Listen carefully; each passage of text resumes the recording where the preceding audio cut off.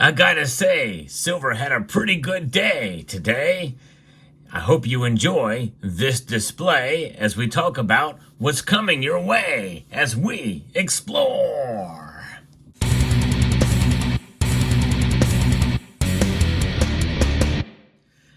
Silver, it has some resiliency. It's showing it a little bit today as the markets make their move, reacting to the latest information to make its way across the news cycle. Just after the debate night, well, we're getting new economic numbers, and actually it came in as I predicted. This doesn't happen too often, but inflation extends cooling streak to hit 2.5% in August is a headline from the Wall Street Journal. But before we get to that, let's see exactly what silver did today. But in order to get a measure of what silver did, we have to understand what gold did. Gold actually went down a little bit. Not by much, but it is down, and silver went up.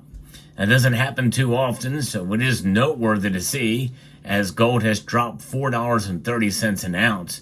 That's down 0.17% to $2,512.70. In fact, it did get to right at $2,500 as the low today, and it got up as high as $2,530. Silver, on the other hand, is up over 1%, a pretty solid move today. A 1.13% climb, up 32 cents to $28.78. It came very close to hitting that $29 mark. To $28.94 was its high, and it got as low as $28.03. So a pretty wide range move for silver today, but moments before the markets close, it is up over 1%, which is nice to see. It's essentially following platinum and palladium here, it seems, trading in a sense kind of like an industrial metal, but really with inflation numbers coming in a little bit lower, disinflation continuing, it's really not a surprise that it's up.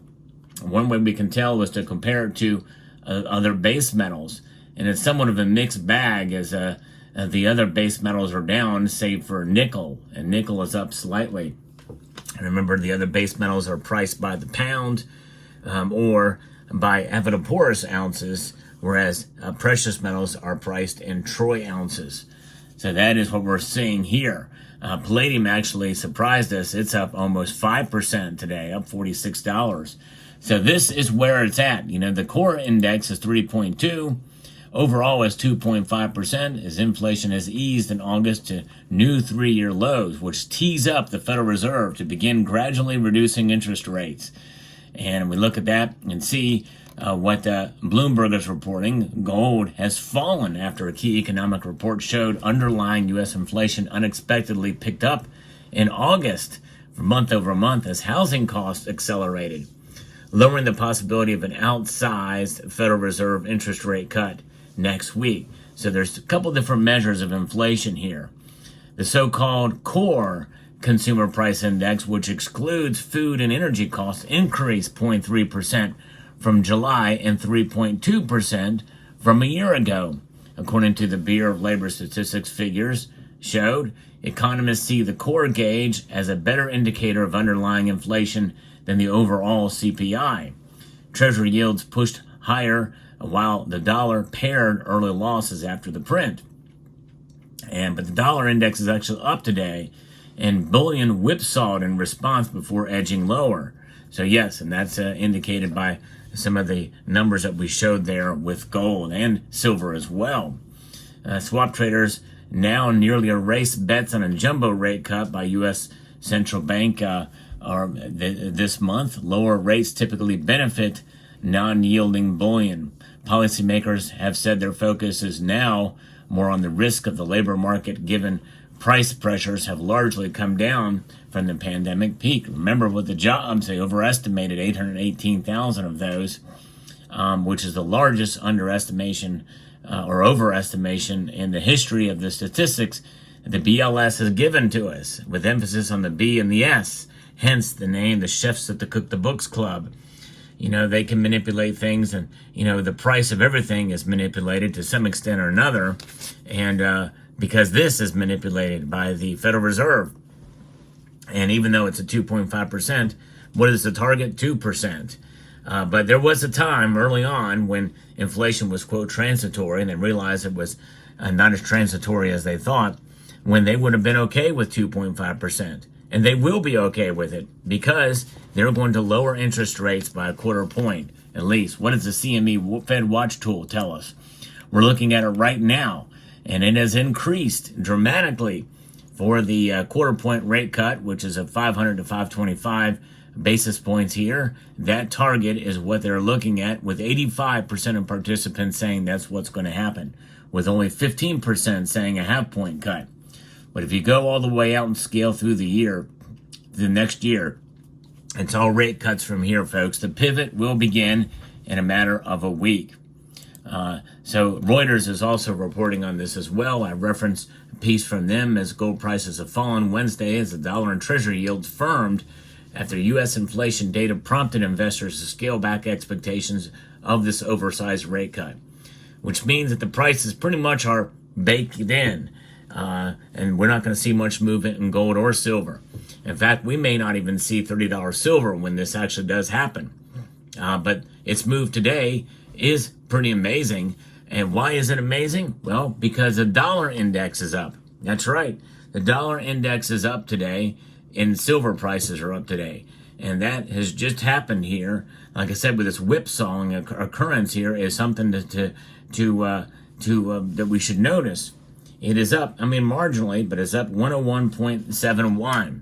And silver prices remain high, are going up 1.16% here today, in spite of the dollar strengthening here. I think that tells us something. I think we might start to see some resiliency with the silver markets. As the evening goes on, or the afternoon goes on here, it is climbing up. It just ticked up another cent here. So, and remember here, inflation is still here. U.S. consumer prices rose only slightly in August, but underlying inflation showed some stickiness, which could dissuade the Fed from delivering a half-point interest rate cut. The consumer is still feeling this inflation. If they do a half, it signals they're throwing in the towel here. A quarter point is something they're almost forced into doing at this point. They really don't have much other choice. And this is according to Rob Hackerhorn, who's a senior market strategist at RJO Futures. Now, earlier in the day, they were pricing in an 87% chance of a 25 basis point rate cut, compared to 71% chance before the data were released. And so it just goes to show you how quickly things can change and the sentiment moves, which means that the higher prices maybe we had seen sort of were baked in the potential of a half point cut, at least before. And so I think we're starting to see that move and that fact where inflation is still sort of sticky here is why silver is kind of reacting and holding on to its gains, even though pretty much it has bolstered the case for a quarter point rate cut. This is good news, folks. In spite of a climbing dollar, silver is being resilient. At least it is today. There will be still some volatility in the silver markets. Make no mistake, that is not going away anytime soon, or we're going to, that's going to be with us for a while. I think that case of volatile silver prices.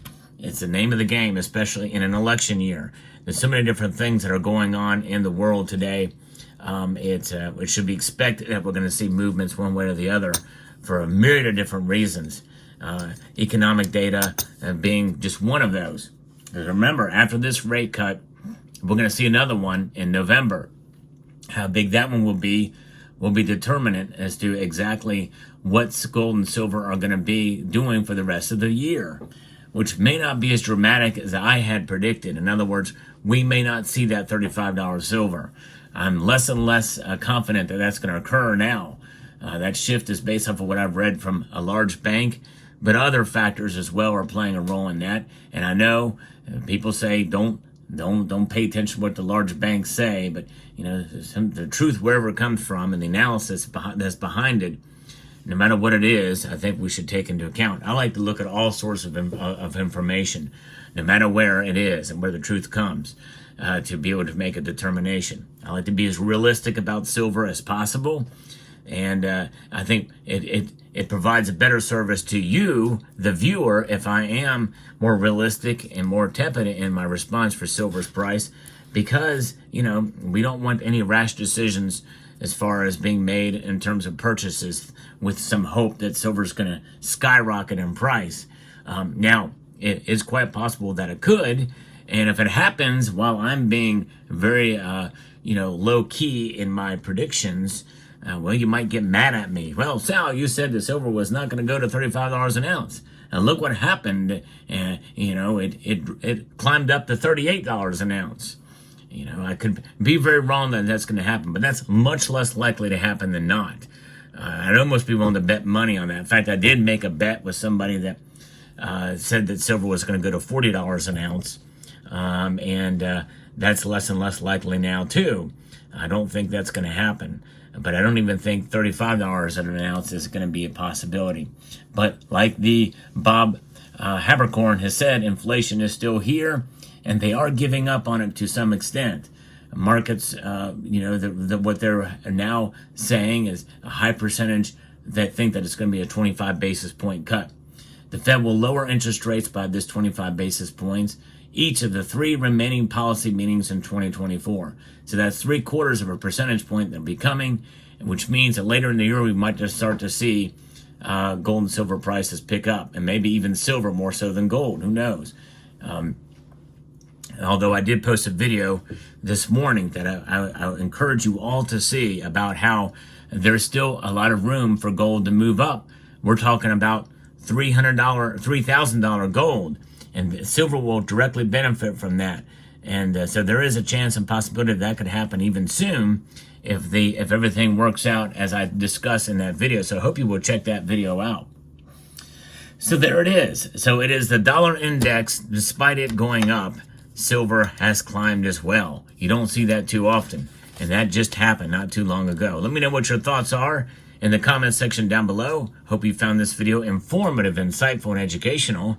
Would like to extend a multitude of gratitude to each and every one of you for taking the time to watch, and to encourage you to please rate, share, comment, and subscribe.